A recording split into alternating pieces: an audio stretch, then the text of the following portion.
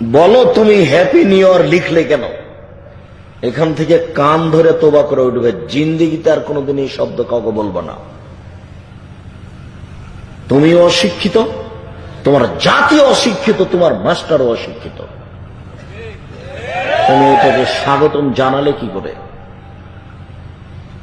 শোনো, শুধু তাই নয়, যারা জানুয়ারির 1 তারিখে শুভদিন বলেছে, যারা পহেলা বৈশাখকে শুভদিন বলেছে, তাদের বিচারের মাঠ হবে ইহুদিদের সাথে, খ্রিস্টানের সাথে তাদের বিচারের মাঠ হবে হিন্দুদের সাথে তাহাজ্জুদ পড়লেও।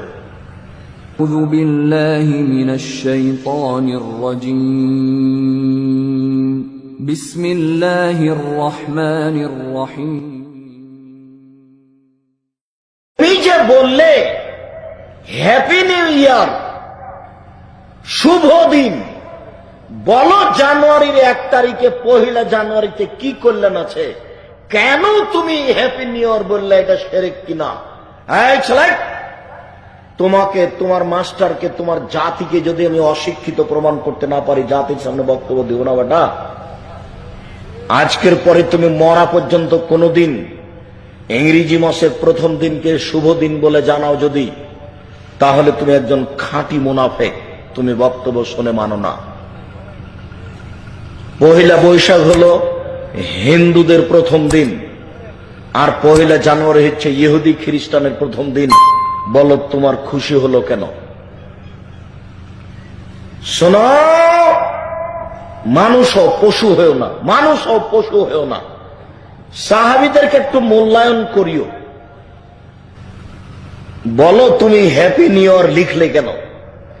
এখান থেকে কান ধরে তোবা করে উঠবে, জিন্দিগিতে আর কোনোদিন এই শব্দ কাউকে বলবো না। তুমি অশিক্ষিত, তোমার জাতি অশিক্ষিত, তোমার মাস্টারও অশিক্ষিত। তুমি এটাকে স্বাগতম জানালে কি করে? শোনো, শুধু তাই নয়, যারা জানুয়ারির 1 তারিখে শুভদিন বলেছে, যারা পহেলা বৈশাখকে শুভদিন বলেছে, তাদের বিচারের মাঠ হবে ইহুদিদের সাথে, খ্রিস্টানের সাথে তাদের বিচারের মাঠ হবে হিন্দুদের সাথে তাহাজ্জুদ পড়লেও। রাসূল সাল্লাল্লাহু আলাইহি ওয়াসাল্লাম বলেন, মান তাশাব্বাহা বিকওমিন ফাহুয়া মিনহুম। যারা যাদের সাদৃশ্য অবলম্বন করে, যারা যাদেরকে ভালোবাসে, যারা যাদের নিয়ম নীতি কৃষ্টি কালচারকে ভালোবাসে, বিচারের মাঠে তারা তাদের সাথে থাকবে। বলো তুমি বিচারের মাঠে কার সাথে থাকবে?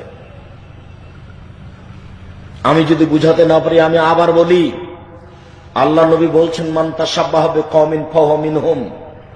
যারা যাদেরকে ভালোবাসে, যারা যাদের নিয়ম নীতিকে পছন্দ করে, যারা যাদের পোশাক আশাককে ভালোবাসে, যারা যাদের কৃষ্টি কালচারকে ভালোবাসে, বিচারের মাঠে তারা তাদের সাথে থাকবে। বলো তুমি হ্যাপি নিউ ইয়ার লিখলে কেন? বলো তোমার বিচারের মাঠ কার সাথে হবে? তোমার বিচারের মাঠ ইহুদি নাসারাদের সাথে হবে। তুমি সাবধান থাকো, তুমি একজন অশিক্ষিত মানুষ। শুনুন, কোন দিনকে মূল্যায়ন করা শিরক, এই কথা একটু পরে বলছি। আপাতত বলে গেলাম, আপনার পরকাল ইহুদি খ্রিস্টানদের সাথে তওবা করা ছাড়া কোনো পথ নাই। আপনি একে স্বাগতম জানালেন কেন?